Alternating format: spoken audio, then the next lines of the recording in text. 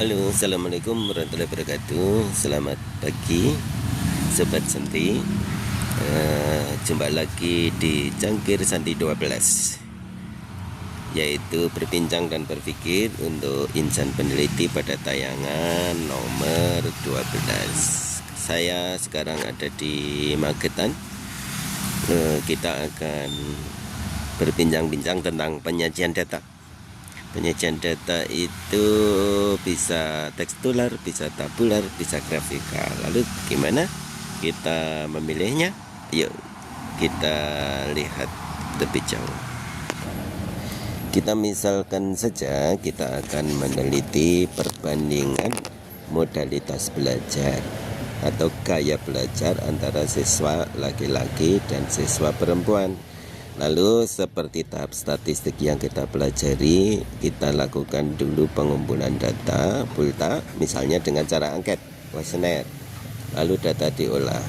Caranya adalah diedit yang salah dan yang kurang, dibenahi, kemudian diberi coding, gaya belajar visual 1, auditory 2, lalu ditabulasikan. Ya. Setelah itu dilakukan analisis. Nah, kita akan melakukan analisis dengan statistik deskriptif terlebih dahulu. Karena tadi kategorik, maka kita nanti akan bikin frekuensi dan proporsi atau persen.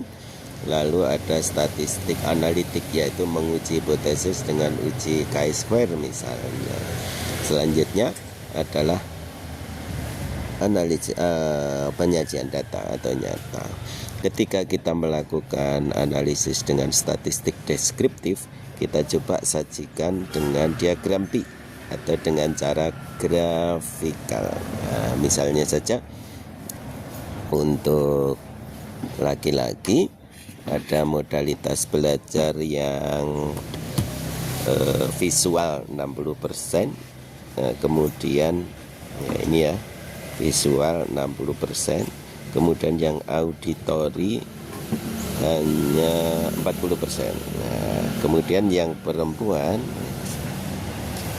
sama, kita buat diagram P, tetapi yang visual di sini hanya 25% misalnya. Yang visual hanya 25%, ini visual, sedangkan yang auditori ada 75%. Nah, jadi ini adalah penyajian data cara pertama, yaitu grafikal. Nah, dengan cara grafikal ini ada keunggulan, yaitu secara sekilas langsung diketahui mana yang lebih mendominasi. Seperti ini, laki-laki yang lebih mendominasi adalah visual. Ya, misalnya visual itu warnanya hitam, nah ini visual 60%. Maka langsung kelihatan yang warna hitam yang dominan, yang visual. Tetapi visual perempuan lebih sedikit yang dominan, yang putih, yaitu auditory. Nah, kira-kira seperti itu. Jadi itulah gaya penyajian data dengan cara grafikal yang lebih cepat dipahami. Nah, kemudian pada tahap analisis dengan statistik analitik, peneliti memilih penyajian dengan tabular. Cara yang kedua, tabular itu menggunakan tabel. Jadi ini tadi sebenarnya sama. Untuk laki-laki didominasi visual 60%, sedangkan perempuan didominasi auditori 75%. Misalnya nanti ada uji kuadrat ketemu 12, sekian. Ini saya ngawur saja ya. Kemudian nilai P 0,0005. Nah, ini kan di bawah 0,05. Nah, dengan demikian 0 ditolak. Nah, jadi seperti itu. Dengan gaya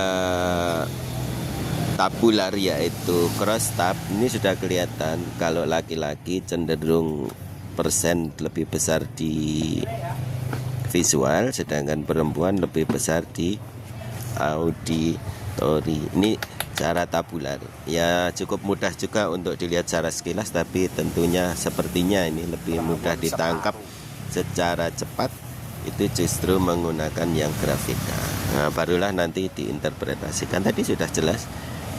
Untuk yang deskriptif, secara deskriptif sudah jelas bahwa kalau laki-laki lebih cenderung visual, kalau perempuan cenderung auditorial. Ini interpretasi dari, tapi apabila kita ingin tahu perbedaan ini signifikan apa enggak, ya kita tinggal melihat hasil analisis dengan statistika analitik dengan nilai P, probabilitas kesalahan di bawah 0,05, di bawah 5%, sehingga 0 ditolak. Artinya ada perbedaan modalitas belajar antara laki-laki perempuan. Laki-laki cenderung visual dan perempuan cenderung auditorial. Kira-kira seperti itu. Oke, demikian tadi Sobat Santi. Pada tayangan ke-12 ini kita telah melihat bahwa penyajian data itu sebenarnya yang sering digunakan adalah grafikal, yang lebih mudah ditangkap dalam waktu yang paling cepat. Kemudian tabular ini juga mudah ditangkap, tapi harus dicermati sedikit lebih lama. Dan yang paling susah itu apabila disajikan hanya dengan narasi saja, yang kita kenal dengan istilah tekstural.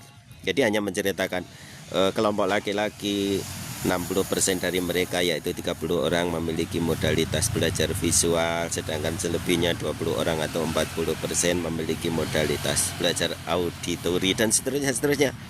Perempuan disajikan dengan cara yang sama. Nah, dengan demikian sudah jelas ya mana cara penyajian data yang Anda pilih yang sangat membantu para pembaca itu yang mana. Nah, Anda sudah bisa menentukan sendiri.